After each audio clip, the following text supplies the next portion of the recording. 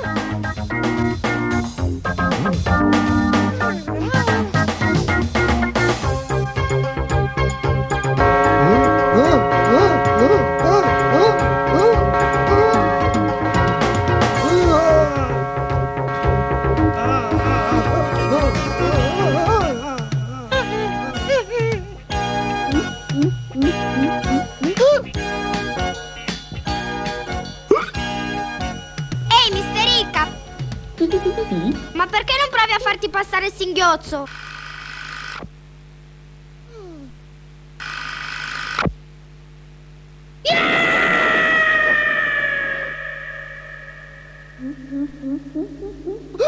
Mister Hiccup il singhiozzo sarebbe avuto.